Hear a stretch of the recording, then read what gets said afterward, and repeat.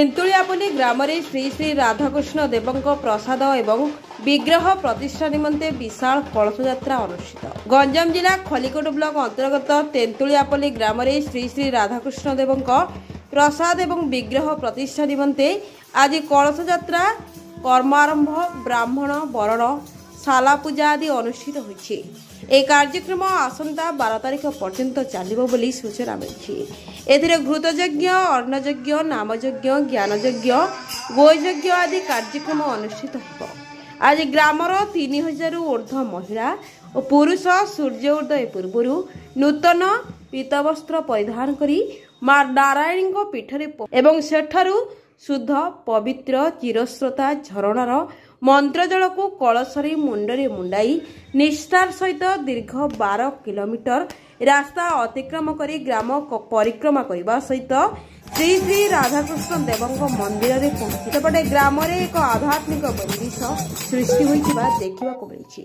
तेबे ग्राम कमिटी द्वारा सुरक्षा व्यवस्था को संपूर्ण कड़ाकड़ी करा जायथिबा बेले ग्रामर युव नेता कालुराम महारणा वरिष्ठ नेता किशोर पलेईଙ୍କ सह युवगोष्ठी मानी सहयोग करिथिबा देखिबाको मिलिछि। Bureau report Ganjam time. मो ना कालुराम महारणा तेंतुलियापल्ली। आज आमर तृतीय दिन यज्ञर आज कलश यात्रा थिला मां नारायणी पीठरू राधाकृष्ण मंदिर जे कि 3000 रु 3500 महिला आज कलश यात्रा करथिले। आम आज से मान बहुत कष्ट आज पानी आसी नहीं आसिले आमर यज्ञ ये चलती मंदिर प्रतिष्ठा नाम यज्ञ गोयज्ञ ज्ञान यज्ञ अन्नयज्ञ तेणु ये आखपाख अंचल लोक बहुत साहाय्य करमको से कृतज्ञ ज्ञापन करुच्ची। हजार हजार लोक आसी आम अनुष्ठान को जोग दौरान आगक आम अनुष्ठान 4 दिन अच्छी हजार हजार लोक आसिक आम अनुष्ठान को आमको उपकृत आमको कृतज्ञ कर आशा उत्साह कर समस्त आम आशा रखीचु आपण माध्यम हजार हजार लोक आसी ए अनुष्ठान आमको उत्साहित कर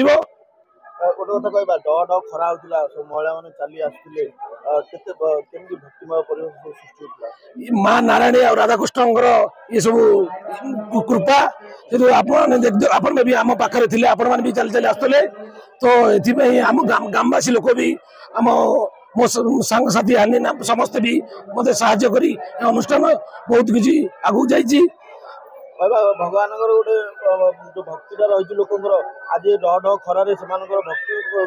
आज प्रदर्शन कर ये आम ग्रामवासी बहुत उत्साहित ये समस्त आशा समस्त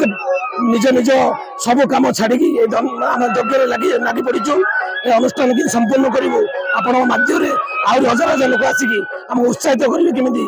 आमर आशा। आज तेंतुलियापल्ली ग्राम पंचायत रे गत 6 तारिख रु 12 तारिख जाए आमर नाम यज्ञ एवं मंदिर नूतन मंदिर प्रतिष्ठार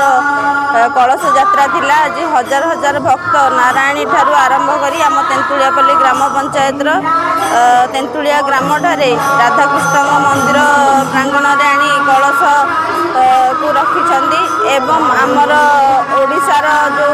कला संस्कृति साहित्य अच्छी से कला संस्कृति को बजाय रखा एवं आमर भगवान जो भक्त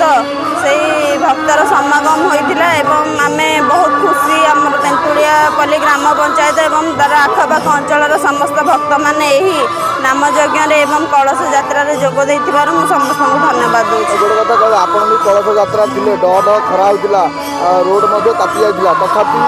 प्राय सबू महिला पानी नहीं सुरक्षित भाव आसले कहवा कि भगवान गोटे नीला रही जोटा कि आज से बाधा विघ्न जना पड़ा निश्चित भाव में मनुष्य एवं भगवान गोटे बढ़िया संपर्क रही आज आपण मैंने देखिजे आपण मानकर माध्यम नारायणी मंदिर ठू आम तेंतुलियापल्ली ग्राम पंचायत प्राय 9 किलोमीटर से भक्त मैंने से खरा को पछरे पकई से भक्त मैंने भगवान पाखे केमी पहुँचे तार प्रयास करते सफल हुई। मो ना अच्युत स्वाई तेंतुलियापल्ली। आज कलश यात्रा होता आप गाँव में 3 दिन धरी लगी रही आज कलश यात्रा देखा मिलला गोटे भक्तिमय परिवेश हजार हजार महिला डह खरार ततला रोड रे चली चली आसले केमती कौन भक्तिमय परिवेश निश्चित कारण यज्ञ प्रतिष्ठा करने आम ग्रामवासी गोटे वर्ष धरी कम कर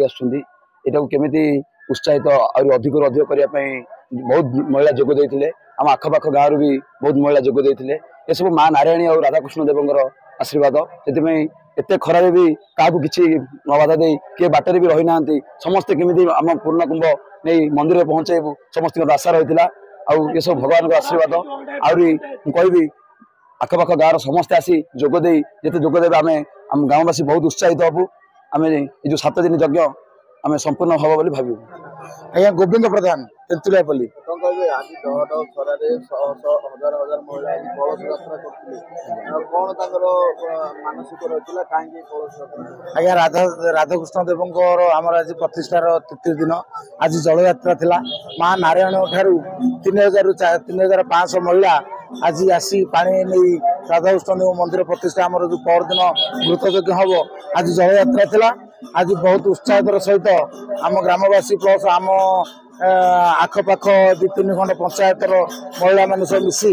आसी पानी सब नहीं आसिले ठाकुर आशीर्वाद जो ही पानी नहीं आसी पारे